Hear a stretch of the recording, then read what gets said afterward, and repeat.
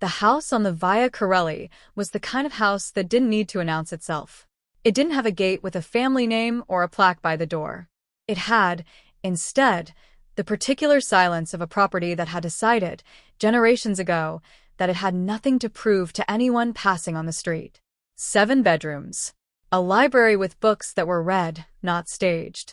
A kitchen that had fed, over the years, prime ministers and cardinals, and one emperor whose name nobody said out loud anymore.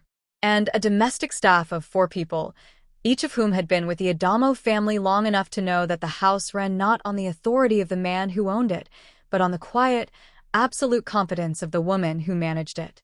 Her name was Sarah Conti. She was 32. She had worked in that house for 3 years, and in that time she had become, without making it a project, without meaning it as strategy, invisible in the specific way that the most capable people in any room tend to be invisible, because the room always worked, because the problems resolved before they became visible, because the house breathed, and nobody who lived in it thought much about the lungs. She was restocking the library when Marco Adamo came home with the men. She heard them before she saw them. For sets of footsteps on the marble, the particular cadence of men who moved with coordinated purpose, and then Marco's voice doing the thing it did when he was managing something, a register lower than his natural one, controlled, the voice of a man reminding himself to be careful. She continued what she was doing. She had learned, in this house and in the life before it, that the correct response to the sound of caution was to be very still and very present, and to let the room tell you what it needed. She was shelving the last book when Marco walked in with a man behind him. She had not seen this man before. She would have remembered.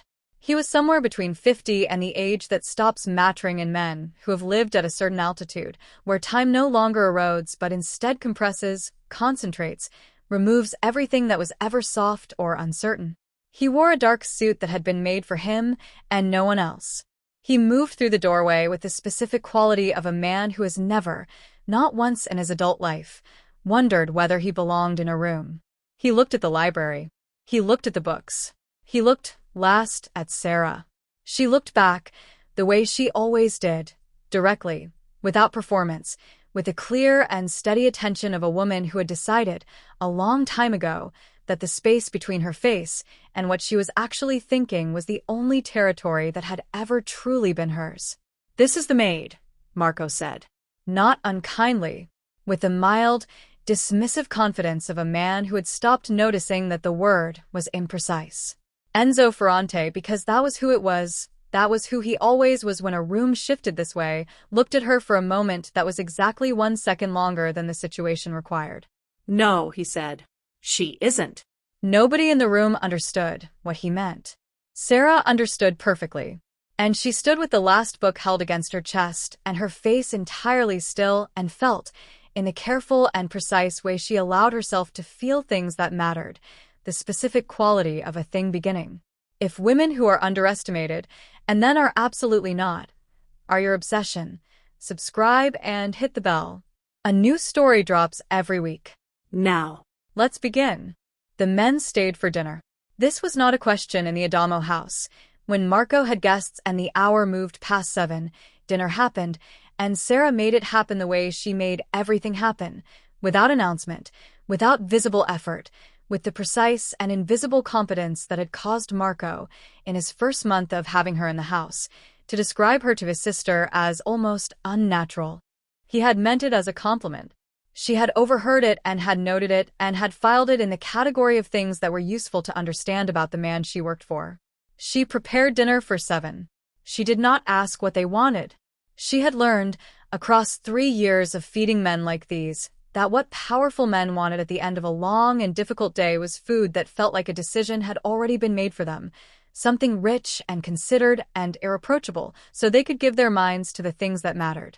She made the braise she knew Marco ordered when he was at his favorite restaurant in the city. She made it better than the restaurant made it.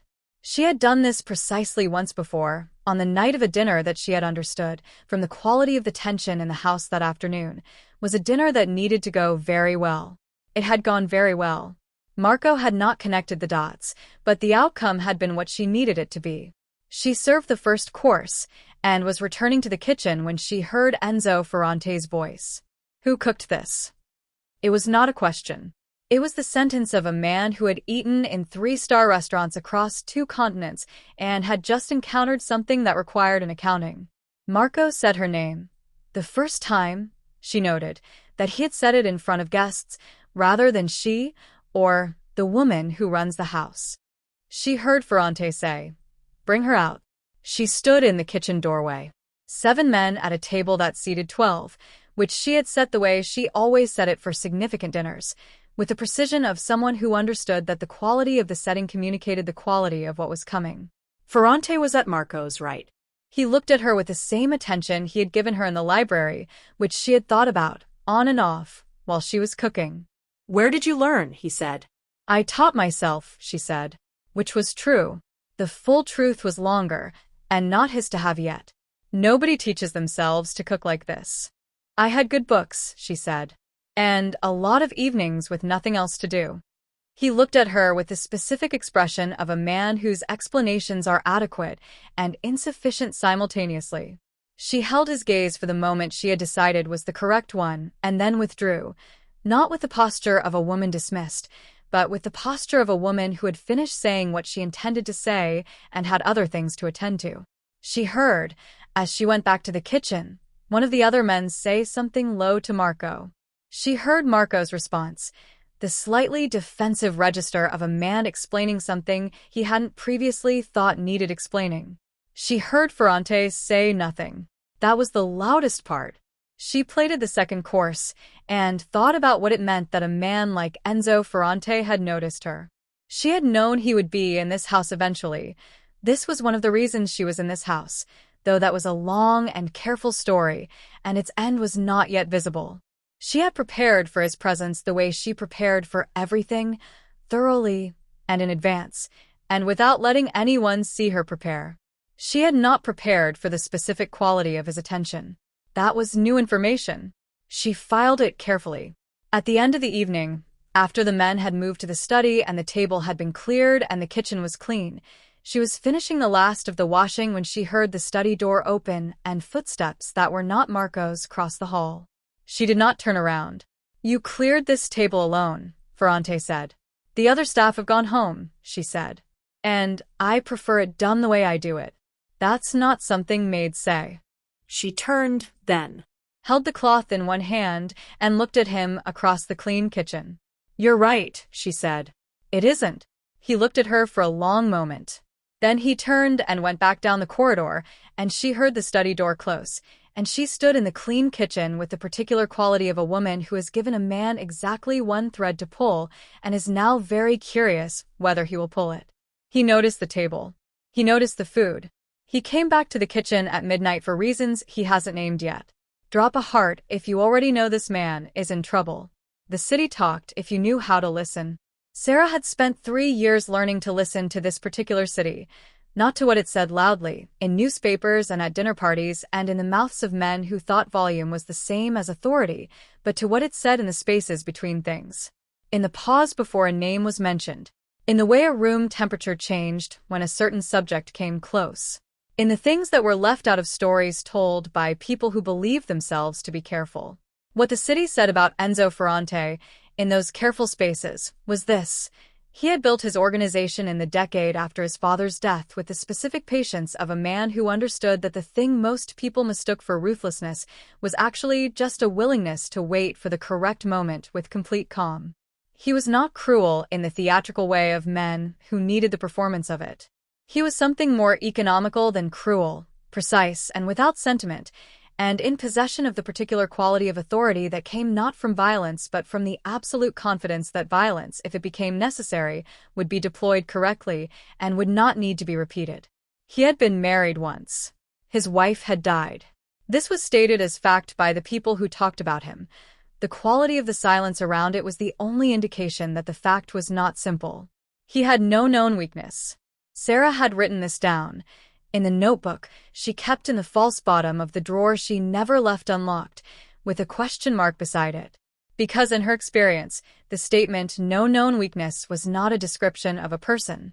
It was a description of the limits of what the speaker knew. She thought about this on the second morning after the dinner, while she was shopping at the market near the house. She moved through the stalls the way she moved through most spaces, efficiently, without display, acquiring exactly what she needed, and she was evaluating the quality of the tomatoes when she became aware that she was being watched. She did not look up immediately. She assessed the direction of the attention, the quality of it, professional, trained, not hostile, not quite neutral, and then she selected 2 more tomatoes and placed them in her basket and turned around with the unhurried composure of a woman who had simply finished looking at the tomatoes. The man watching her was young, 25, possibly. He had the particular build and the particular blankness of a man in a certain kind of employment, and he was not being subtle because he had not been told to be subtle, which meant this was not surveillance. This was a message.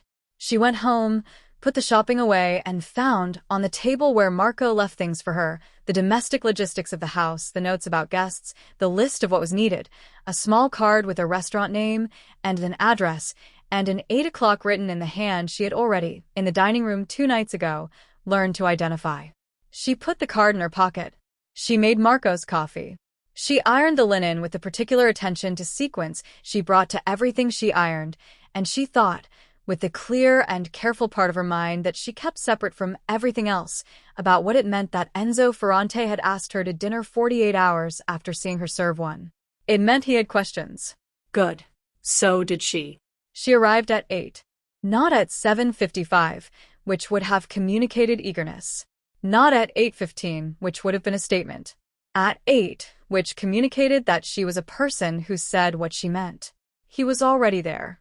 He stood when she entered, which she had not expected, and which she processed without showing that she'd processed it. She sat. She looked at the menu. She ordered without asking him what was good, because she had looked the restaurant up and already knew what was good. "You're not afraid of me," he said. "Should I be? Most people are." "I know," she said. "I noticed that at the dinner. The way the other men arranged themselves around you. The way Marco spoke when you were in the room versus when you weren't."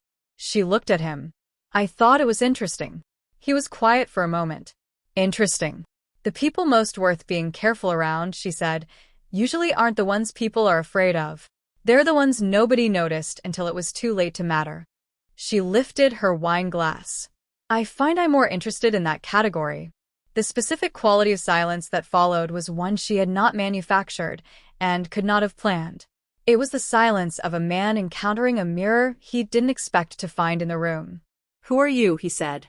Not the version of the question that men asked women at dinner. The other version. The one that meant, "I have looked at the things that are visible, and they don't add up, and I need the rest of the equation." "I'm the woman who cooked your dinner 2 nights ago," she said. "And got no credit for it, which is fine because I didn't need the credit for it. I needed something else." "What did you need?" She looked at him across the table. She looked at him the way she had been looking at powerful men her whole life, not with fear, not with performance, but with the clear, still attention of a woman who was reading something she had been trying to read for a very long time. "I needed to know," she said carefully, "if you were the kind of man I thought you were, or the kind everyone else thinks you are." He didn't respond immediately. She let the silence sit, the way she let all silences sit, without rushing into it, without filling it with anything that would reduce it. "And," he said, finally. She smiled, small, specific, not the smile of a woman performing warmth. The smile of a woman who had just confirmed something important. "I'm still deciding," she said, and picked up her fork. She showed up to a Mafia boss's dinner invitation and ordered first. Comment deciding if you know what she's actually doing. The thing about being underestimated, Sarah had learned, was that you had to decide early what to do with it. You could resent it. She had tried that in her early 20s, when she had been sharp-edged and unstrategic about her sharpness and had confused making people feel her intelligence with making her intelligence useful. That version of her had been honest and largely ineffective. You could perform smallness to avoid it, make yourself comfortable for the people who needed you to be less than you were, which was a kind of corrosion she had watched happen to women she admired and had decided, early and clearly, was not a trade she was willing to make. Or you could understand it as a resource. You could understand that the gap between what people saw and what was actually there was something you could live inside and work from, and that the moment they revised their understanding would be a moment entirely of your choosing. She had chosen the third option. She had chosen it so completely and so long ago that it had stopped feeling like a choice and had become simply the shape of how she moved through the world. Which was why, when Marco came to find her the morning after her dinner with Ferrante and stood in the kitchen doorway with the specific expression of a man who had learned something surprising and was working out how to address it, she already knew what he had learned and had already decided how to respond to it. "Enzo Ferrante had dinner with you last night," Marco said. Yes. "He called this morning." To tell me. A pause. "He doesn't call to tell me things that aren't significant." She poured his coffee and set it at his preferred position on the counter and waited. "He asked me," Marco said, with the careful neutrality of a man reading something he wasn't expecting to read, "how long you'd been with the household, and where you came from before, and whether I'd ever asked about the 3 years before Rome." She looked at him. "What did you tell him?" "I told him I'd never thought to ask." He looked at her with something close to embarrassment. Not embarrassment for having not asked. Embarrassment for not having thought to wonder.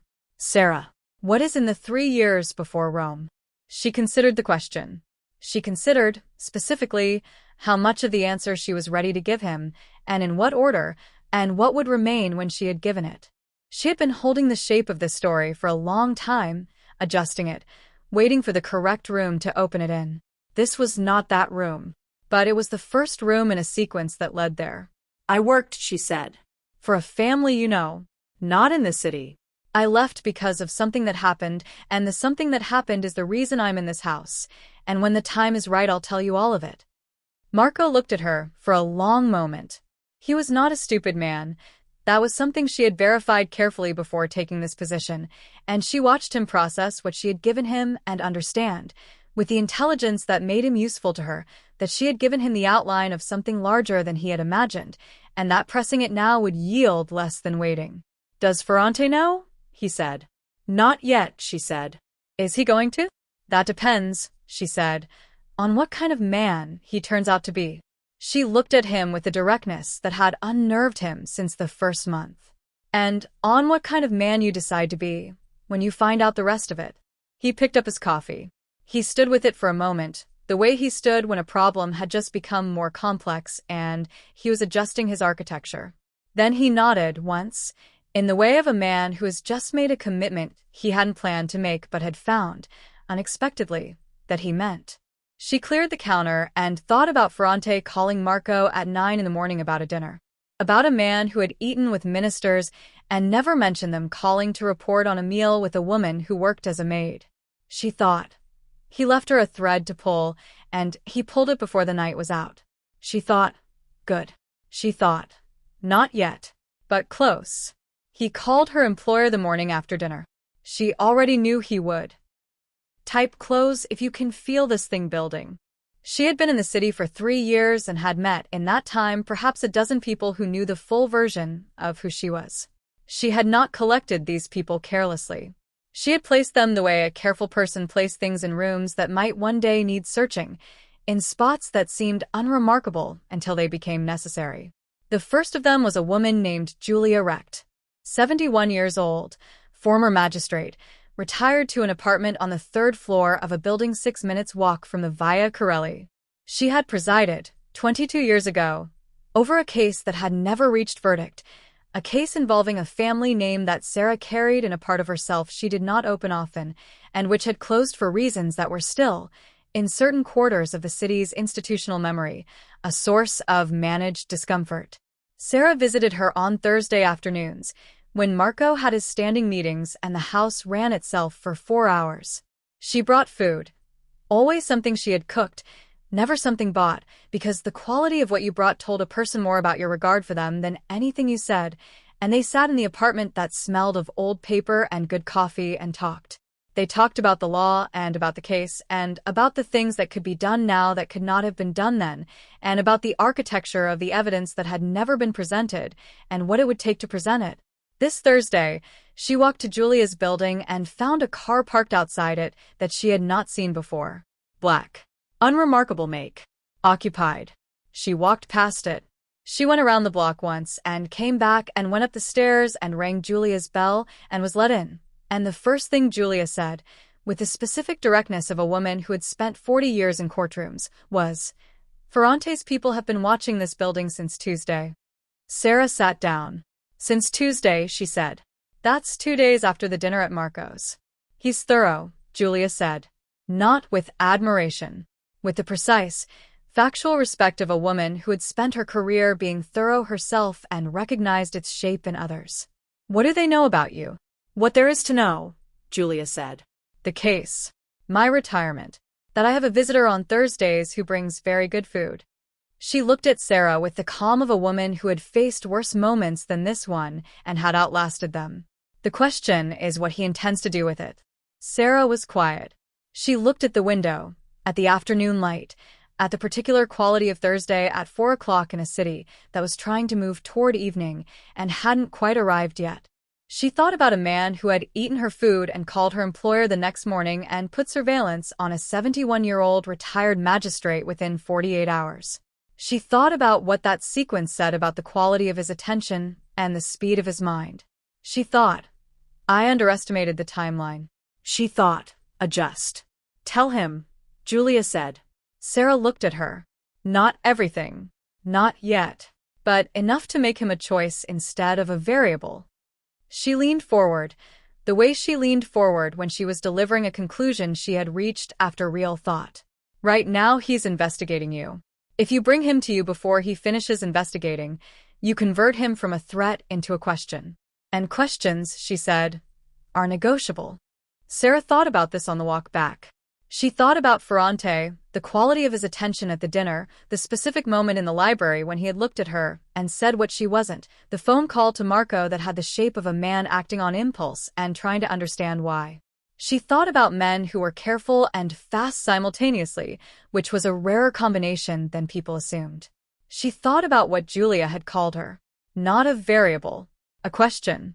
She walked back to the Via Corelli and let herself in and stood in the clean kitchen in the late afternoon and made a decision she had been building toward for 3 years. She took out her phone and sent a message to the number that had been on the card that had been on Marco's table. It said, "I think it's time you asked me something directly." The reply came in 4 minutes. "Tomorrow. 8. Same place." She put the phone down and began to make dinner. He was there before her. She had expected this. The first dinner had been on his terms, his restaurant, his card on Marco's table, his surveillance on the building she walked to on Thursdays. This dinner was on her terms because she had initiated it, which meant that his arriving early was his way of restoring a symmetry he could feel had shifted. She noted it without comment and sat down and looked at him across the table with the clean, direct attention she always brought to moments that mattered. "You know I've been looking into you," he said. "Yes." "It doesn't bother you." "It tells me things," she said. "About how your mind works. About what you thought you'd find. About what you found instead." He looked at her. "What did I find instead?" "Nothing," she said. "And then a retired magistrate you recognize. Which means you know about the case." She held his gaze. "Which means you know which family I came from." The silence that followed was different from the silences she had produced in him before. It was not the silence of a man reassessing, it was the silence of a man whose reassessment had just completed. She watched something settle behind his eyes. Not surprise. Something closer to recognition, and the particular quality of discomfort that recognition produced when it arrived later than a careful man believed it should have. "The Connie family," he said. "My father." "Yes. Your father's case was closed." "My father's case was buried," she said, with the specific flatness of a woman who had spent years converting grief and anger into something precise and useful. There's a difference between closed and buried, and the difference is about 40 pages of evidence that was never submitted and 2 witnesses who were told to make themselves unavailable. She paused. "I've been collecting the relevant materials for 3 years. I've been building a relationship with the one judge who knows where the body of that case is buried. And I've been waiting for the correct moment and the correct room and the correct person to be sitting across from me." He was still. "Why me?" he said. "Because the man who buried the case," she said, "owes you a significant debt. The kind that creates leverage. The kind that, if applied correctly, would produce a very specific result without a courtroom, and without publicity, and without anything that would require anyone to be named publicly. She looked at him. You have what I need. And I have something you want. What do I want? She looked at him for a long moment. She looked at him the way she had been looking at him across every table and threshold and kitchen for 2 weeks, with the full, clear, careful attention of a woman who had been reading him and was now prepared to say what she had read. You want someone in your life, she said quietly, who is not afraid of you. Not because they don't understand what you are, but because they understand it completely and have decided, on the basis of that complete understanding, that you are something worth being around. She watched it move through him. She watched the thing that happened to men who had spent years surrounded by performance, by deference and fear, and the various costumes of loyalty, when someone said the plain and accurate thing without flinching from it. She watched him hold very still with the specific stillness of a man who has just had a door opened in a room he thought had been sealed for a long time. You're not here to use me, he said. I'm here to offer you a trade, she said. You use what you have to clear my father's name. I give you. She paused, precisely, in the way she paused when a sentence required its full weight. The first honest conversation you've had with another person in longer than you remember. She kept her eyes on his. That's the terms. He looked at her for what was, by her count, the longest silence he had yet produced. Then he said, Tell me about your father. So she did. The meeting was called by Ferrante. Sarah knew about it the way she knew about most things that were relevant to her. Not by being told, but by attending carefully to the information that moved through the house like weather, through the quality of Marco's silences, through the 3 phone calls he made in the study with the door closed, through the bottle of the particular whiskey he reserved for significant occasions that appeared on the dining room sideboard on a Thursday morning when she had not placed it there. She made no inquiry. She prepared for it instead. There would be 8 men. She had counted the glasses Marco asked her to arrange, and had noted that one of them had been placed slightly apart from the others, in the position at the table that carried the weight of a seat reserved for someone whose status was not among the 8 but above them. She noted this and understood what it meant and restocked the kitchen accordingly. She was serving coffee at 9:30 when the front door opened, and she heard the specific quality of arrival that had become, in the past 3 weeks, familiar to her. The particular pattern of footsteps, the weight of a presence entering a house it had visited enough to move through without orientation. She did not go to the entrance hall. She let Marco receive him and bring him to the dining room. She came in with the coffee and set it at the 8 positions and at the 9th position at the head of the table and stood back and waited, as she always waited, in the quiet and attentive manner that made her present without being intrusive. The men were mid-conversation when she came in. She heard the name of the man whose debt was relevant. She had known it for 3 years, had written it in the notebook with the question mark that was no longer a question, and she heard it said in a particular way, with a particular tension around it, that told her that Ferrante had moved faster than she had expected. Again, she refilled a glass and turned toward the door. Stay, Ferrante said. The room went briefly strange. 7 of the 8 men looked at her with a variety of expressions produced by a sentence that did not compute, a woman who ran a household being asked to remain in a meeting that was not a household matter. Marco looked at Ferrante. Ferrante looked at Sarah. She stayed. She stood at the edge of the room and listened.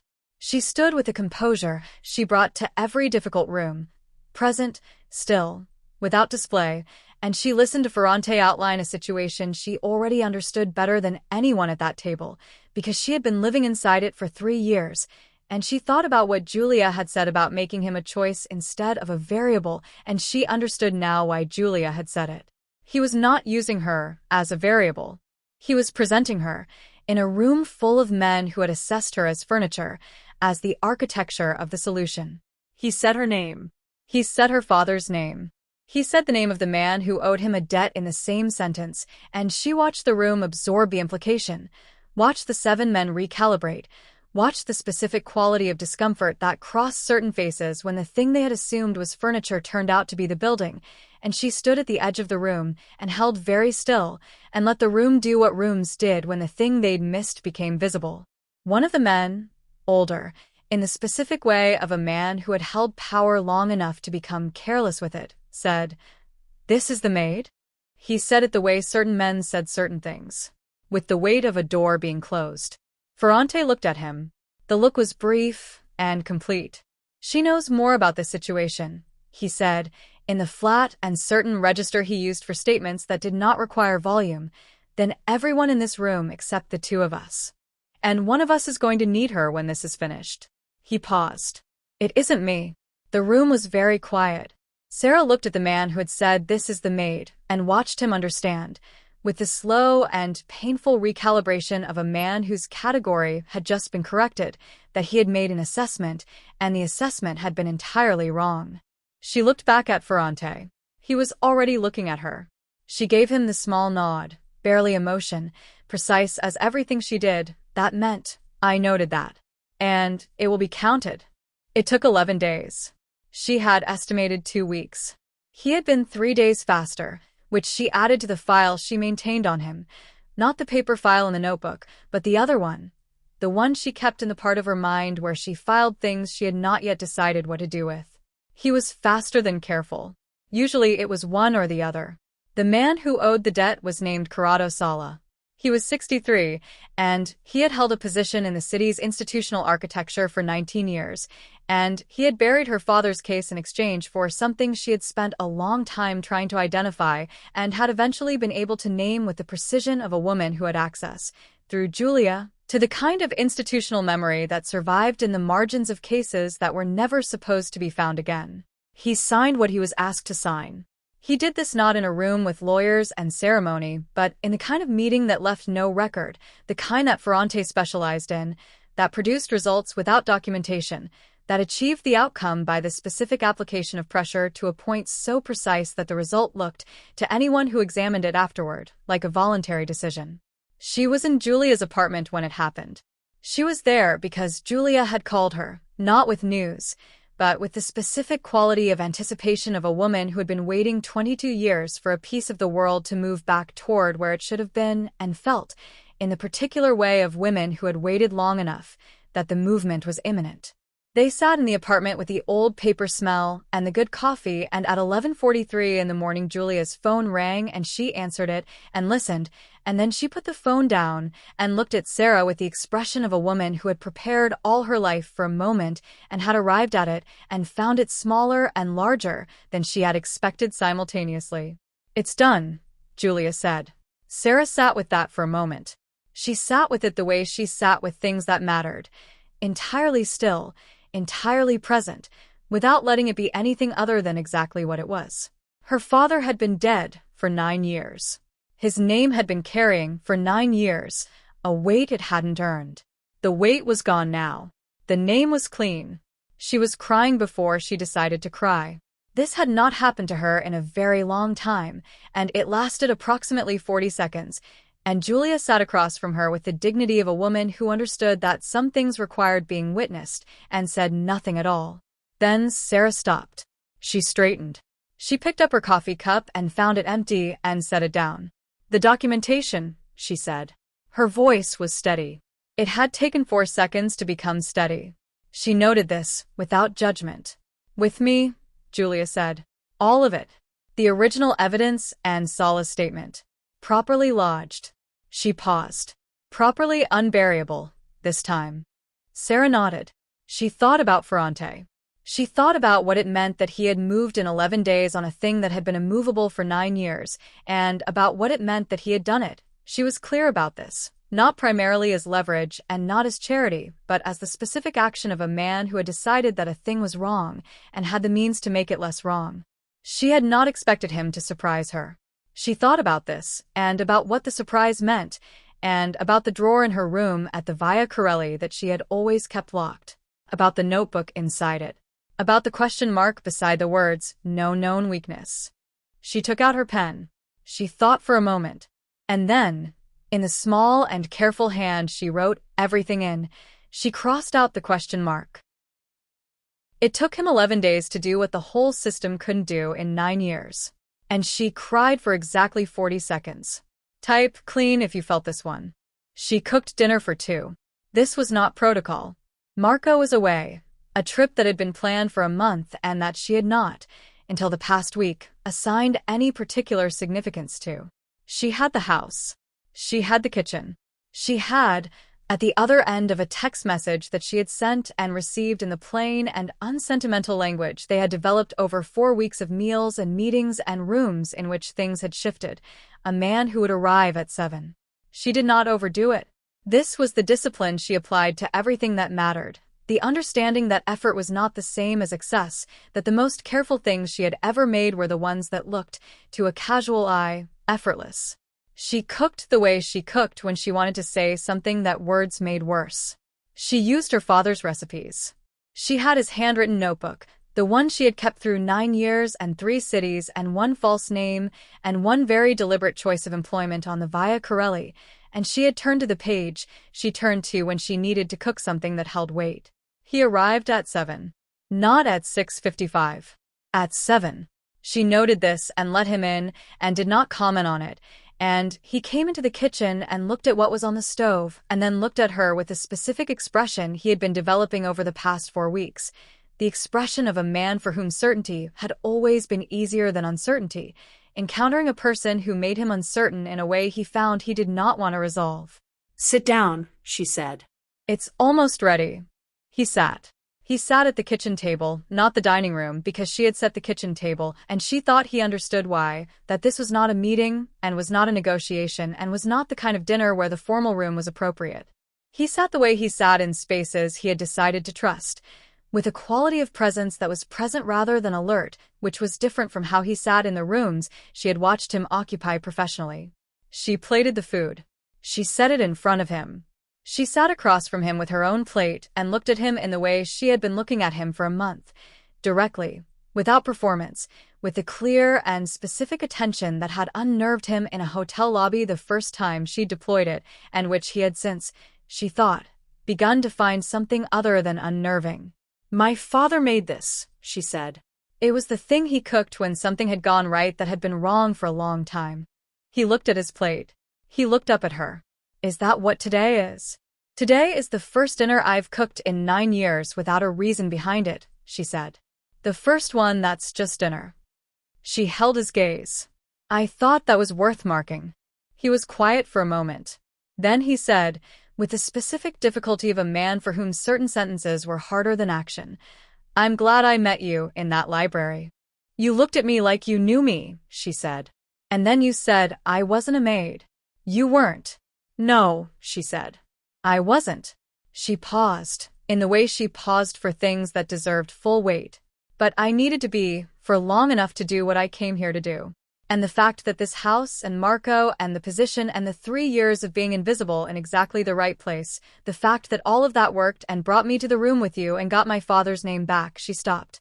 She looked at him with the clear, unhurried honesty that was the thing, she thought, he had been responding to from the beginning. "It only worked," she said quietly, "because no one thought to look at the maid." He looked at her for a long moment. Then he said something she had not prepared for, which was becoming a pattern with him that she found she was no longer surprised by, and which she was beginning to understand was one of the things that made him worth the 4 weeks, and the risk, and the 11 days. He said, "Tell me something you've never told anyone." She thought about it. She looked at the food her father had cooked and that she had learned from him in a kitchen smaller than this one, in the years before everything became a plan and a strategy and a careful architecture.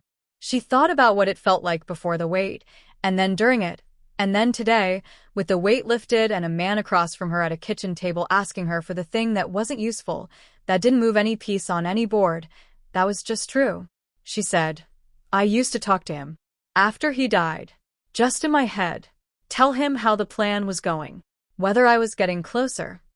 She looked at her hands. "I told him about you." Ferrante was quiet. "I told him," she said, "that I wasn't sure yet whether you were a good man, and that I was paying attention to find out." And she looked up, looked at him directly, in the way she had been looking at men like him her whole life, not at what they projected, but at what they were. "And," she said, "I think he would have liked you." The event was the Adamo Foundation dinner. It was held every year in the ballroom of a hotel that understood its own history and charged accordingly. 200 people. The kind of guest list that functioned as an annual census of the city's real architecture, the actual weight distribution of who owed what to whom and who had decided, this year, that being seen with whom was the correct statement to make. Marco attended every year. He attended this year with the particular quality of a man who had spent 6 weeks recalibrating his understanding of someone he had employed for 3 years and was still in the process of recalibration. He had asked Sarah if she would attend. He had asked her in the careful and slightly formal way he had adopted toward her in the weeks since the meeting with the 8 men, which she understood was his way of processing the reclassification without having the words for it yet. She had said yes. She had said it without ceremony, because it didn't require any. She had attended to the preparation the way she attended to everything, with the understanding that this evening was the last piece of a thing that had taken years, and that the last piece deserved to be handled with the same precision as all the others. She wore deep green. Not because green was expected or because it announced anything, but because her father had once told her that the best color a woman could wear to a room that would underestimate her was one that made her impossible to miss, and she had never found a reason to disagree with him. She arrived with Marco. She moved through the first hour of the evening in the way she had moved through 3 years of rooms in this city, present, precise, attentive without display. She spoke to the people she had come to speak to. She had 3 conversations that mattered and 8 that served purposes that were less immediate. She ate very little, as she always ate very little at events where she needed her full attention for other things. Ferrante arrived at 9. She watched him from across the room, the specific quality of his entry, the way the room adjusted its distribution of attention without meaning to, the way men who knew him found ways to be in his peripheral vision, and women who didn't know him looked twice, and then looked again. He moved through the room with the specific, unhurried directness of a man who knew where he was going. And he was going toward her. The distance between them reduced. She watched the room track it. The way rooms track the movement of significant objects, unconsciously, collectively, the slow gravitational reorientation of a social space. He stopped in front of her. He looked at her the way he had looked at her in the library on the first night, which felt like years ago and also like yesterday, with the complete and specific attention that she had understood from the beginning was not the attention he gave to rooms but the attention he gave to things inside rooms that had made him revise his understanding of the room. He said, in a register low enough that only she could hear it, "You look like someone who just won something." "I look like someone who dressed for the room," she said. "No," he said. "You look like someone who built the room." He offered his arm. "Shall we?" She took it. They moved toward the dinner tables.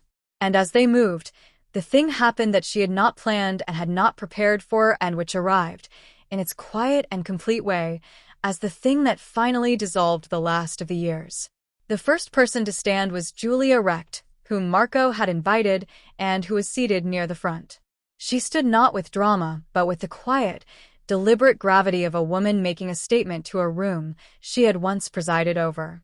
Then the magistrate 2 tables down, a man she had never met, who knew the case from documentation, who stood with the brief and unremarkable decisiveness of someone doing a correct thing. Then Marco. Then 2 men she recognized from the meeting in the dining room, who stood because they were men who understood the significance of what had occurred and were choosing, tonight, to let that understanding be visible. One by one. Not fast. Not theatrical. The way real things moved, with the accumulated weight of people who had decided that the correct thing was to stand, and who were now standing. By the time they reached their table, more than 30 people were on their feet. Sarah walked through it. She walked through it with Ferrante's arm under hers and her back straight, and her eyes forward, and the expression she had, the specific, steady, unhurried expression of a woman who had been holding something for a very long time and had just been permitted to set it down. Not triumph. Not performance. Something quieter and more permanent than either of those things. She thought about her father. She thought, "I told you I was getting closer." She thought, "I got there." She reached the table. She sat down. Ferrante sat beside her, not across from her, beside, which was a statement they had not discussed and did not need to discuss. The room settled. The evening resumed. The ordinary business of 200 people at dinner reconstituted itself around the moment that had just passed through it. Marco leaned across and said, in a low voice, the specific quality of a man completing a long process of revision. "I'm sorry I called you the maid." She looked at him with the warmth she had always had for him, underneath the professional management of it, and she said, "You needed me to be the maid." We both did. It was exactly right, until it wasn't. He looked at her for a moment. Then he nodded.